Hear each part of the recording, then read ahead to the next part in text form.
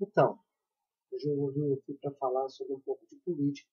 As pessoas têm que ter um pouco de mais de consciência na hora de eleger seus candidatos. Tanto faz para vereador, prefeito, a situação ainda fica bem pior se for no Congresso. Mas o que acontece é o seguinte: as pessoas estão acostumadas e moldadas pela mídia a direcionar seus votos para aqueles candidatos que já têm expressão política, ou seja, os dados viciados. Aquelas pessoas que já vivem da política, né, já provaram o gosto da política. Então, o que acontece? Toda vez que você vota num dado viciado desse, uma pessoa que já é um politiqueiro, uma pessoa que está acostumada à política, você está fortalecendo um, um estado de corrupção. É como se fosse uma ferrugem. O ferro já está enferrujado e você, em vez de lixar e pintar de novo, você vai pegar e jogar mais água ou pôr mais umidade. O que acontece? No final das contas, você que é o prejudicado. Essa estrutura vai romper e você que vai ficar com o teto lá de fora. Quando você vota numa pessoa que não tem vínculo político, ou que não seja lá um desses cardeais ou coronéis da política, que já estão aí tem muito tempo, você está fazendo dele uma pessoa realmente que representa você, e não uma pessoa que representa a ideia de um partido ou de um grupo. Afinal de contas, eu tenho uma pergunta. Quem que vai te representar? O candidato ou o partido? A pessoa que você está elegendo ou a legenda? Não é justo que você compartilhe os seus anseios políticos com os interesses de um partido, de um grupo. Isso não é um sistema democrático. Ele é democrático até o momento da eleição. Depois que passa a eleição, ele passa a ser uma monarquia, porque sempre vai ter uma pessoa dizendo para um grupo de pessoas o que elas devem fazer, por interesse de um pequeno grupo, nunca da nação inteira. Eu acho que as pessoas precisam se desvincular daquilo que é corriqueiro, daquelas pessoas, daquele tradicionalismo. O Brasil precisa acabar com essa política do toma lá, dá cá.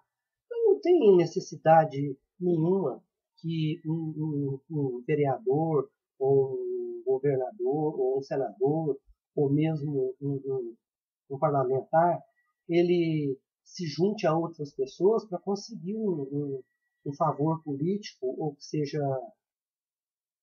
um, uma votação que seja favorável a ele num projeto dele. Isso é se vender, isso é se dar. E eu, particularmente, eu não estou à venda. O meu voto não está à venda.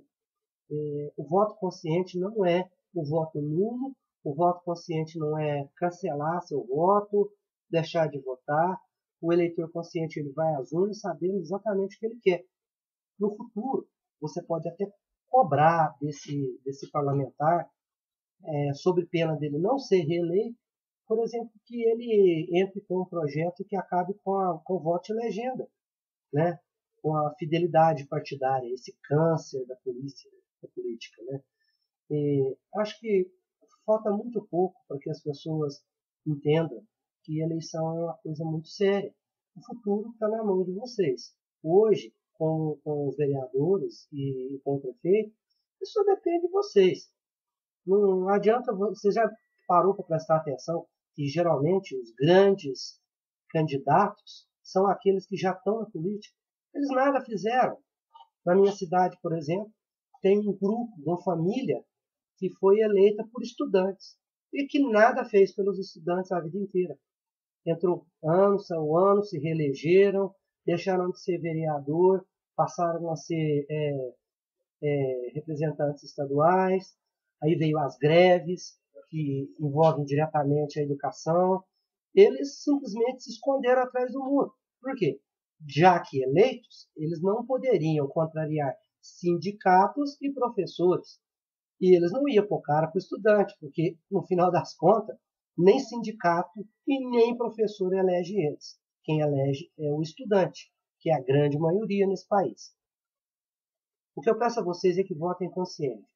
que abram mão daquilo que é tradicional, daquilo que é figurativo. Deem oportunidades para as pessoas que têm ideias novas, que não têm vínculo, que não são esses dados viciados, essas cartas marcadas da política, esses coronéis e esses cardeais da política. Esse tipo de gente não está nem aí com você, nunca teve, nem vai estar. Nos últimos anos, o que eles fizeram?